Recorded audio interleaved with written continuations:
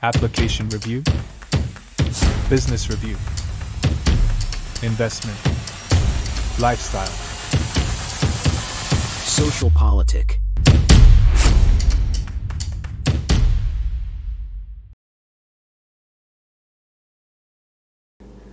Halo Bapak Ibu, saudara-saudari sekalian, lovers and haters. Salam cerdas Indonesiaku. Jumpa lagi kita pada kesempatan kali ini. Bagi Anda yang belum subscribe channel saya, silakan subscribe channel saya.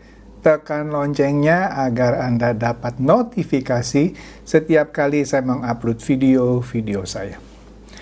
Oke, pada kesempatan kali ini saya akan membahas mengenai hebohnya ketika Pak Prabowo mendadak ganti program makan siang gratis. Loh, katanya dulu janji mau kasih makan siang gratis, kok sekarang mendadak diganti? Nah, makanya dengerin dulu sampai habis ya. Saya seneng gitu ya kalau orang ada suatu perubahan, itu ditenggarai Pak Prabowo itu cuman omon-omon doang. Nah, kita lihat deh ya, apa sebenarnya yang terjadi. Tapi sebelum itu, kita lihat dulu nih ya.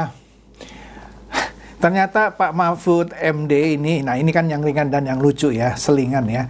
Pak Mahfud MD itu nggak bisa move on ternyata. Seperti Ganjar gitu.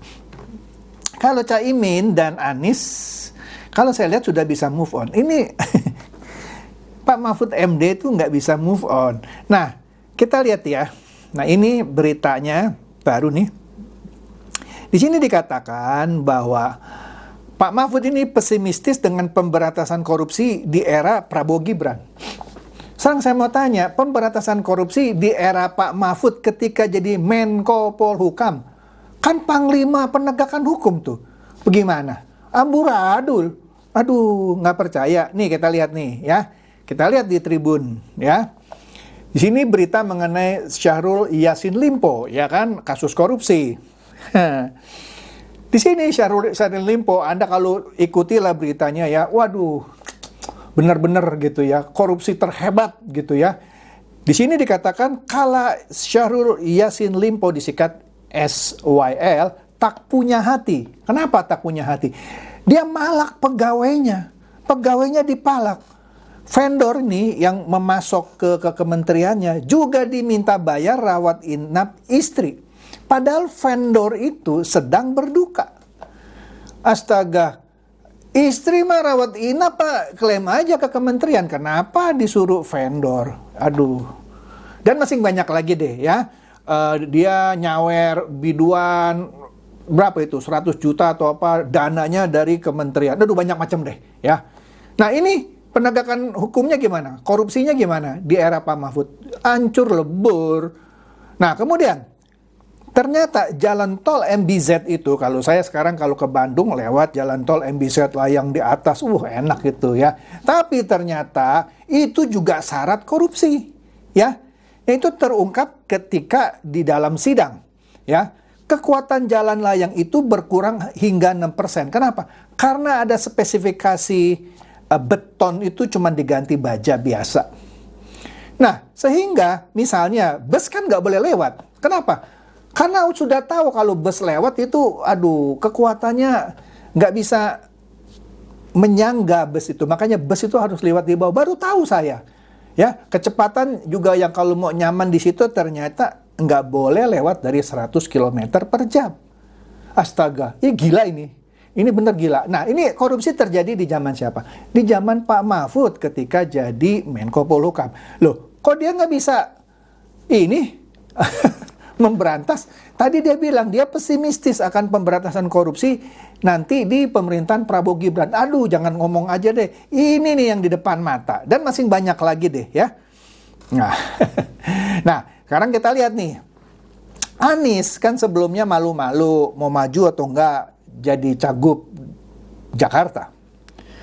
Tapi terakhir sudah saya bahas juga ya, ternyata dia mau. Nah, sekarang ada lawannya. Lawannya siapa? Sudirman Said. Padahal Sudirman Said itu sebut saja ko-kapten lah gitu ya, dari tim pemenangan Anies waktu itu. Sekarang dia bersaing, malah dia sindir. Jangan pakai Jakarta sebagai batu loncatan. Ini dia nyindir Pak Jokowi dan juga nyindir Anies. Anies kan menggunakan Jakarta sebagai batu loncatan jadi capres kan?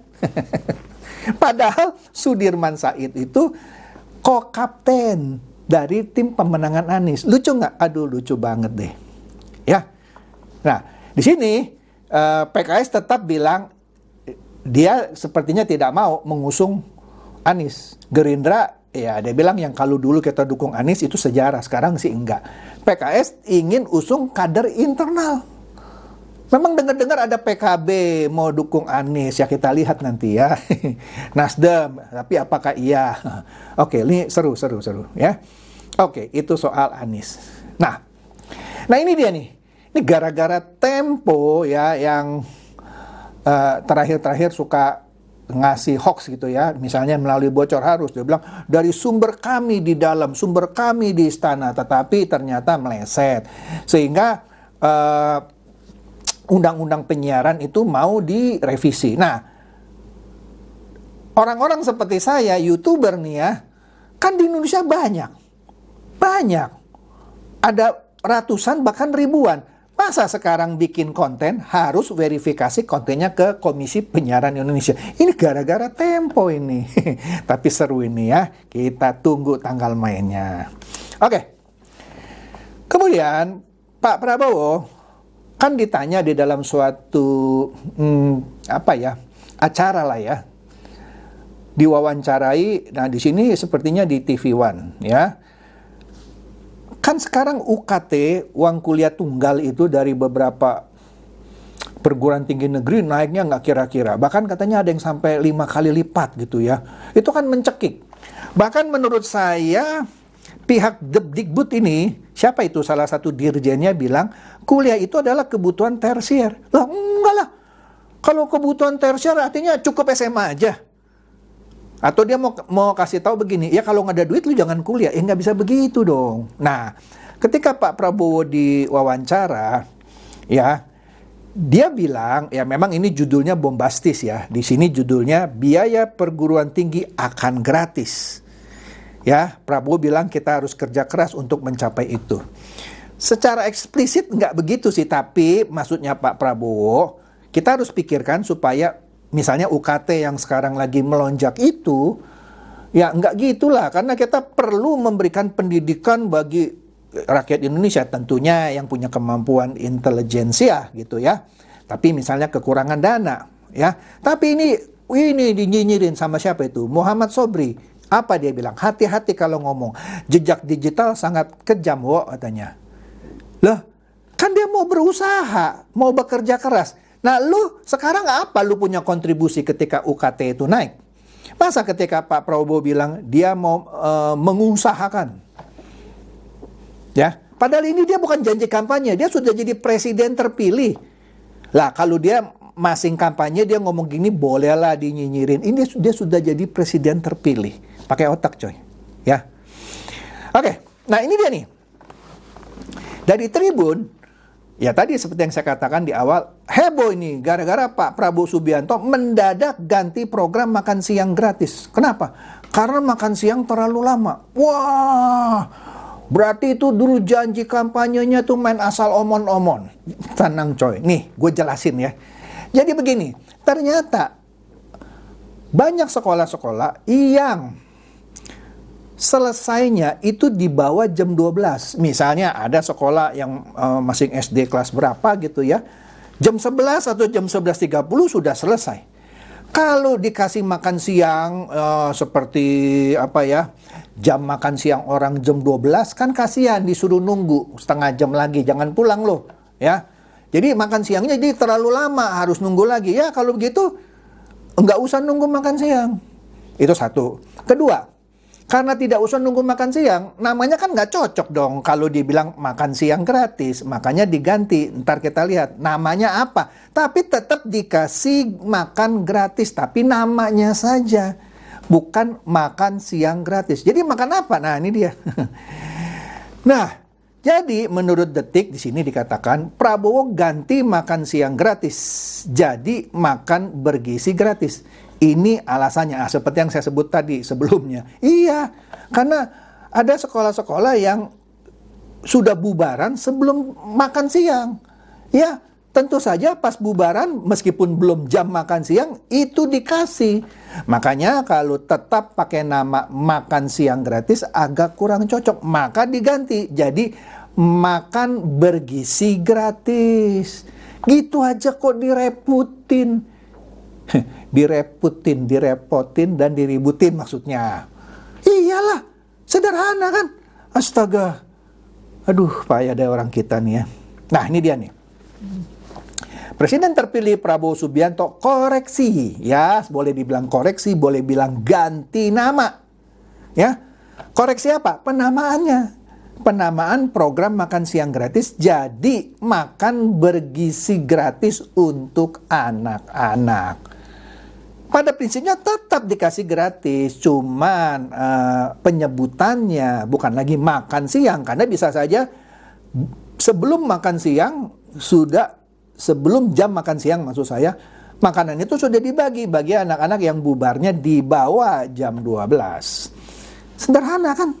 Nah, di sini dikatakan Prabowo bilang bahwa hampir 25% anak-anak di Indonesia mengalami kekurangan gizi. Kenapa? Ya, karena orang tuanya tidak mampu misalnya. Bahkan ada anak-anak yang pergi sekolah, ada sarapan aja mungkin tidak, makan siang nanti ntar pulang di rumah. Nah, di rumah ada makanan apa? Nah, biasanya ya makanan seadanya. Ya, dia nggak dapat uang jajan, nggak jajan di sekolah. Nah, itulah disebutkan sekitar 25%. Karena ya tadi perekonomian keluarganya ya yang tergolong tidak mampu. Ya, jadi hal ini sangat memprihatinkan karena ya mengalami kekurangan gizi, bisa stunting, bisa perkembangan intelijensianya kurang. Lah, kan kita mau mencetak Indonesia maju, Indonesia emas. Bagaimana kita bisa mencetak Indonesia emas kalau anak-anak sekolah ini gizinya kurang, dia tingkat intelijensianya terganggu, ya, tidak maksimal dalam belajar? Bagaimana bisa mencapai Indonesia emas? Nah, inilah makanya alasan program bergizi gratis yang sebelumnya makan siang gratis itu. Iya kan? Nah, kemudian kalau saya masih ingat nih ya, waktu itu Ganjar bilang mendingan kasih internet gratis. Saya ketawa. Iya, karena dia kan suka nonton bokep ya. Mungkin dia kasih internet gratis supaya ada temennya kali ya, anak-anak sekolah nonton bokep gratis kali ya. Sorry nih ya, ini dugaan saya ya. Yang penting makan gratis. Lu kasih internet gratis, tapi anak-anak ini lapar, tetap nggak dapat makanan bergizi. Lu pikir dikasih internet gratis bisa menggantikan makanan yang bergizi? Ya enggak lah, Jar. Lu gimana sih? Makanya lu kalah kan 16%. Lanjut. Menurut Pak Prabowo, program memberi makan bergizi untuk anak-anak ini sudah banyak diterapkan di negara-negara lain. Jadi sebenarnya Indonesia itu ketinggalan. India saja sudah. Di sini dikatakan, kalau tidak salah, hitungan PBB sudah ada 76 negara yang memberikan program makan bergizi di sekolah-sekolah. Dan kalau tidak salah, ada 5-6 negara yang sedang dalam persiapan. 76 memang ya, sudah jalan. Ada 5-6 negara yang sedang berjalan.